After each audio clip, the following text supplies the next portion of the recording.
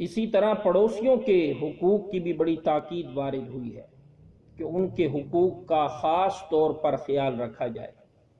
حضرت ابن مسعود رضی اللہ تعالی عنہ سے روایت ہے کہ جناب رسول اللہ صلی اللہ علیہ وسلم نے ارشاد فرمایا، قسم ہے اس ذات کی جس کے قبضہ قدرت کے اندر مجھ آمنہ کے لال کی جان ہے، بندہ مسلمان نہیں ہوتا یعنی کامل مسلمان جب تک کہ لوگ اس کی زبان، ہاتھ اور قلب سے محفوظ نہ ہو جائیں، جب تک کہ اس کا پڑوسی اس کے بوائق سے محفوظ نہ ہو جائے۔ حضرات صحابہ اکرام نے عرض کیا، یا رسول اللہ یہ بوائق کیا چیز ہے؟ تو رحمت کائنات صلی اللہ علیہ وسلم نے ارشاد فرمایا، اس کا ظلم،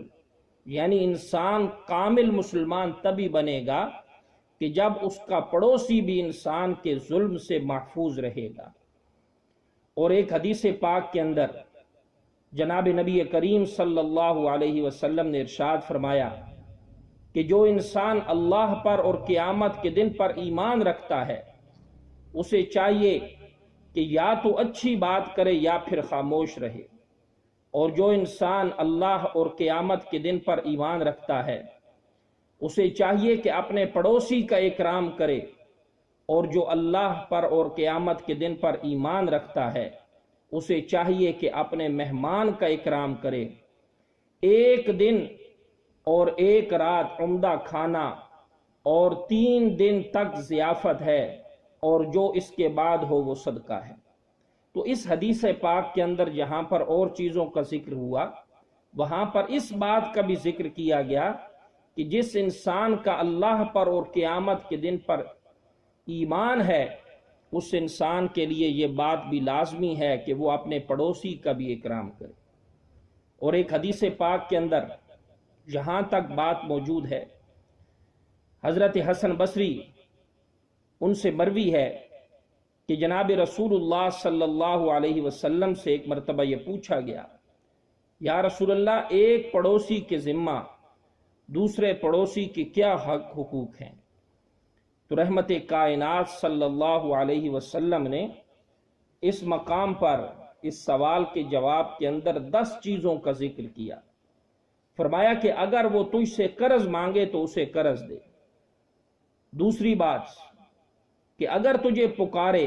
یعنی بلائے کسی حاجت کے لیے تو اس کے بلانے کا جواب دے۔ اور تیسری بات کہ اگر وہ بیمار ہو تو اس کی عیادت کرے، اگر مدد مانگے تو اس کی مدد کرے، اسے کوئی مصیبت لاحق ہو تو تسلی دے، اگر کوئی بھلائی پہنچے اسے تو تجھے چاہیے کہ اسے مبارکباد دے، اور اگر مر جائے تو جنازے کے اندر شریک ہو، اگر وہ نہ ہو تو اس کے گھر اور مال کی تو حفاظت کر،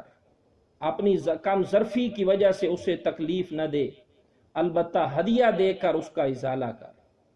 اور اسی طرح آخری بات جو رحمت کائنات صلی اللہ علیہ وسلم نے فرمائی کہ اپنی عمارت اس کی طرف نہ بڑھاؤ جب تک کہ اس کی رضامندگی نہ ہو۔ تو میرے محترم ناظرین، اس حدیث پاک کے اندر انتہا درجہ کی تعلیم دی گئی کہ پڑوسیوں کے حقوق کا خاص طور پر خیال رکھا جائے۔ اور حضرت ابو ہریرہ رضی اللہ تعالی عنہ فرماتے ہیں کہ آپ صلی اللہ علیہ وسلم نے ارشاد فرمایا کہ جبرائیل علیہ السلام نے مجھے اس قدر پڑوسیوں کے بارے میں کہا کہ مجھ آمنہ کے لال کو خیال ہونے لگا کہ یہ اسے وارث بھی بنا کر چھوڑیں گے۔